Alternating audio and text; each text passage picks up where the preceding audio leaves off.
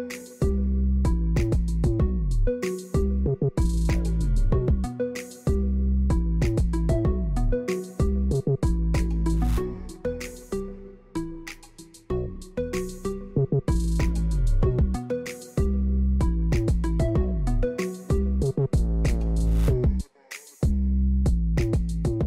this is your Thursday edition of Info Hub. Here are our top stories.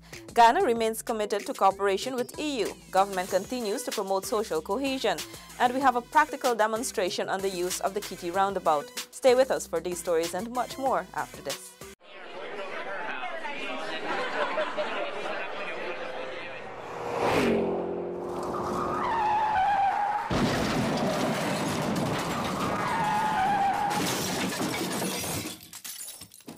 Info Hub begins with a report that President David Granger has recommitted government's support to the European Union. Zanil Williams tells us more. Annually, May 9th is observed as Europe Day, celebrating peace and unity across that continent.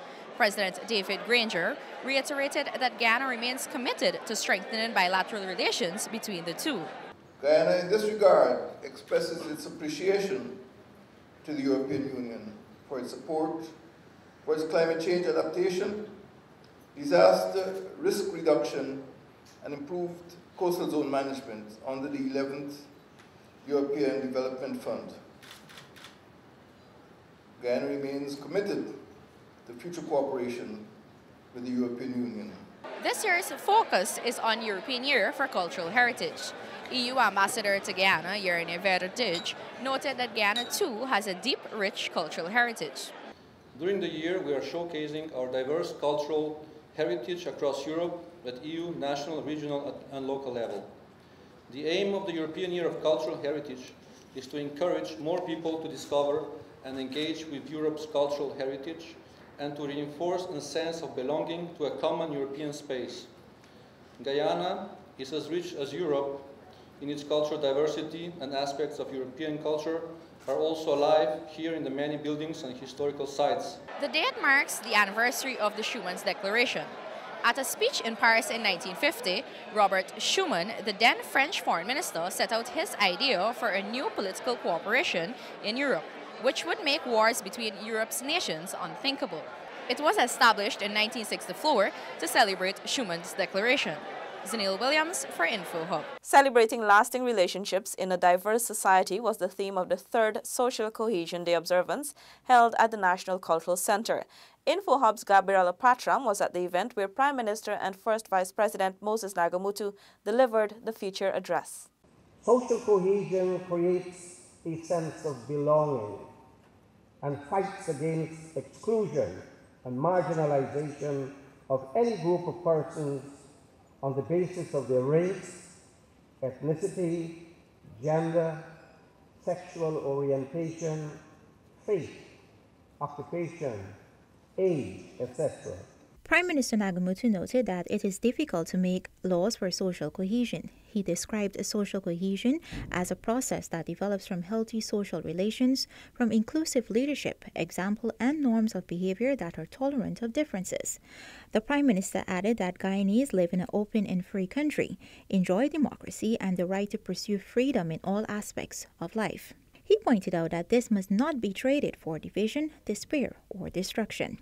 Where communities get together, they are better able to press demands and to achieve quality health and education services.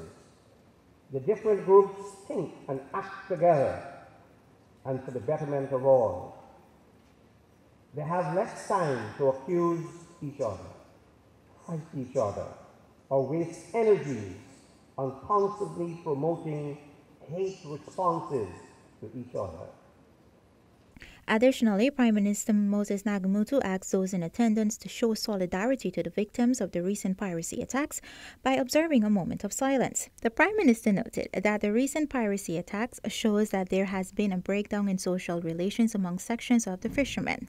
This, he pointed out, would have far-reaching effects on social cohesion in Suriname and in Guyana, as the pain, loss, and grief of survivors and the bereaved relatives would be multiplied. And this must be rectified. Prayers, dances, poetry, and songs were all part of the program to observe the third Social Cohesion Day. Gabriela Patram for InfoHub. India's Minister of State, Mr. Satyapal Singh, today paid a courtesy call on Prime Minister Moses Nagamutu at his official residence. Several areas of cooperation were discussed. The Prime Minister reiterated that Guyana will continue to have strong bilateral relations with India. The Prime Minister's delegation was joined by Minister within the Ministry of Indigenous Peoples Affairs, Valerie Garrido-Low, Minister of Communities, Ronald Bulkan, Minister of Public Telecommunication, Catherine Hughes, and Minister within the Ministry of Finance, Jaipal Sharma. Accompanying India's State Minister, Mr. Satyapal Singh, was His Excellency, Mr. V. Mahalingam, High Commissioner of India to Guyana, and other officials. The wives of the Indian State Minister, Indian Ambassador, Prime Minister Nagamutu, and Minister Sharma were also present. Minister of Natural Resources Raphael Trotman and Minister within the Ministry of Finance Jaipal Sharma toured Aurora gold mines in northwest Mazaruni recently. Isaiah Braffett was there and tells us that the government officials expressed satisfaction with the company's in-house local content and safety measures. The ministers were given a preview of the mining operations and a projection of over 200,000 ounces for the year 2018. Minister of Natural Resources Raphael Trotman underscored his satisfaction with the importance placed on safety at the mine. The government is proud of your efforts, and we are impressed with your work ethic. I know that you have an outstanding safety record. I heard that there was one accident on the Buckhorn Road, which still comes, but I know that you have a sterling record. We're impressed with the way you do your mine construction, the pits. We've been to see some pits around the country, and this one is really outstanding. I'm more impressed with the ease with which things seem to be happening here. The company has over 800 workers employed, 600 of whom are Guyanese.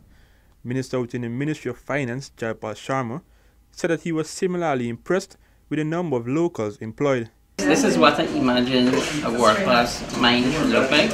So I'm impressed, and it is reality. And so I'm happy a company like this is here in Guyana and doing such wonderful work and contributing to the economy and to local content. We heard about the number of employment and local content aspect of the operation, and also the social responsibility like road construction and things like that. Minister Trotman reiterated that companies receive concessions based on merit. Every country in the world that wishes to attract a certain level of investment, and not just any investment, you want the best. You want companies that give the best and, of course, have a high social sense of social and civic consciousness. You pay your taxes, you don't avoid your taxes. And that is the kind of company that we want to attract. So we're happy with your efforts, and as I said, we are seeing dividends. Minister Trotman is optimistic that the company will meet its 200,000 ounces of gold production as projected for the year 2018. Isaiah Braffett for InfoHub. The Green State Development Strategy, GSDS, comprises 7 thematic areas. Stacey Carmichael spoke with Department of Environment Head NDB Squares, who explained that these areas are being developed with input from a wide cross-section of the society. Department of Environment Head NDB Squares noted that the 7 thematic areas of the Green State Development Strategy are being further developed through widespread consultations with various groups, including stakeholders from government, civil society, private sector, academia, cultural groups, youth groups, etc.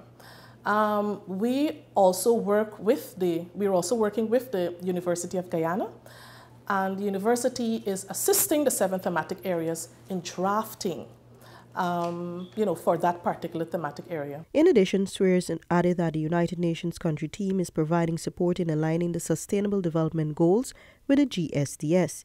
July 2018 is the deadline for the GSDS finalization. Schreier said the green conversations taking place across the country offers the opportunity for Guyanese to have their say about what goes into the document. The Green State Development Strategy represents the will of all Guyanese. I believe it is therefore imperative that all Guyanese not only participate in drafting the document, but that when the document is completed, we do all that is within our power as Guyanese to ensure that the various elements of the document are implemented. As stewards of the environment, Schreier pointed to the responsibility of each citizen to ensure that they protect and manage their surroundings in a sustainable way. Just over a year ago, Guyana became a member of the Partnership for Action on the Green Economy. This means the country now has access to $1 million for implementing projects and technical support from UN agencies. For InfoHub, Stacey Carmichael. As mid-year approaches, the Cuyuna-Mazaruni health sector continues on its path to modernization. Delicia Haynes was in Bartica and filed this report. Regional Health Officer of Region 7, Cuyuna-Mazaruni, Dr. Edward Segala, has highlighted a number of significant improvements to the region's health sector.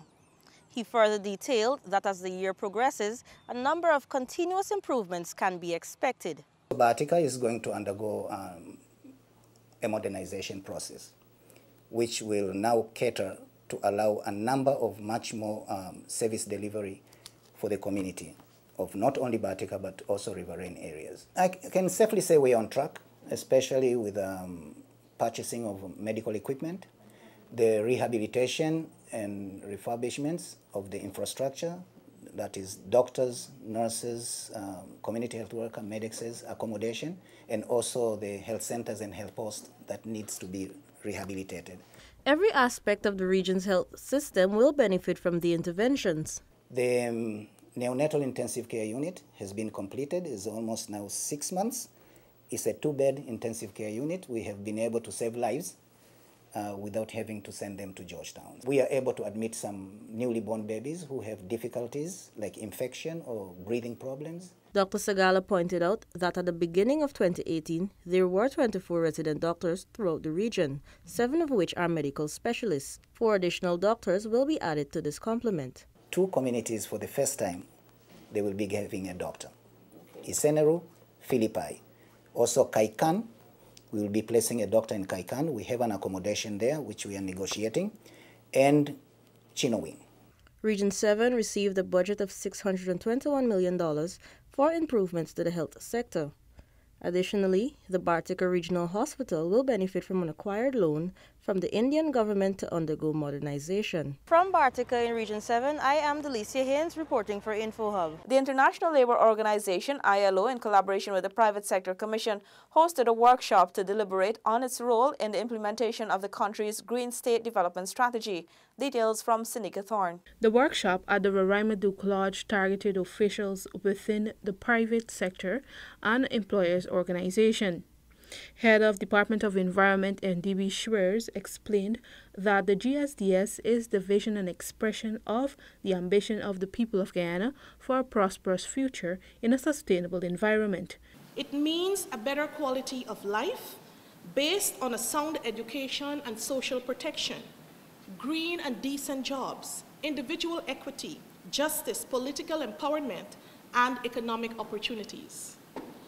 Ladies and gentlemen, the Green State Development Strategy represents a whole of government approach to development. Guyana's Private Sector Commission Chairman Edward Boyer emphasized that Guyana is playing its part in environmental preservation and protection, and therefore it is on the right path. Guyana is playing its part and certainly heading in the right direction. Our policymakers are committed to establishing a green economy to mitigate the harsh effects of climate change. ILO's senior specialist, Vanessa Parler, explained that the event is part of the organization's task of incorporating its guidelines into the GSDS. During the deliberation, there will also be a case study by the Demerara Bank Limited to update the participants of some of their initiatives in keeping with the GSDS. The bank is the only institution in Guyana that has gone fully green. The Green State Development Strategy will guide Guyana's economic and socio-cultural development over the next 20 years by laying the foundations for inclusive green economic and social growth. Sinika Thorne for InfoHub. We wrap up today's InfoHub with Renata LaFleur, who gives us an update on the Kitty Roundabout, which is approximately 98% complete and will be fully open to traffic within weeks. In just less than 3 weeks, the Kitty Roundabout will officially be opened to motorists. The project is approximately 98% completed. Design engineer at the Ministry of Public Infrastructure, George Clinton, explained how the roundabout should be used. No overtaking within the roundabout. So it's very important that you choose your lane correctly before you enter the roundabout, because switching lanes is prohibited.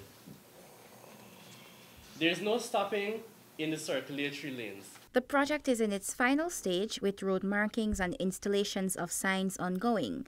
Design engineer Imran Bash explained the benefits of transforming the previous intersection to a roundabout. As a result of reducing delay, it reduces the travel time, and also fuel consumption.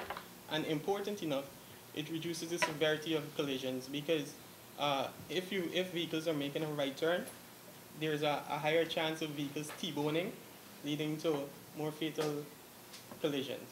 The roundabout is partially open to traffic and is expected to be fully opened by Independence Day. Senior engineer Sherrod Parkinson is urging motorists to practice care, caution, consideration, courtesy, and common sense when using the roundabout. They apply normally, but where the application to a roundabout is concerned, it is far more important that we pay keen attention to the 5 C's. We have to be careful how we approach the roundabout. We have to be considerate and cautious. We have to be looking out for other drivers and ensuring that we use it in a manner that allows for you, the personal driver, to get out safely and for everybody else to get out safely. Connect with us 24/7 on our website, Facebook, Instagram, YouTube, and WhatsApp for more details as we bring you updates on developments across Guyana. Thanks for watching. Goodbye.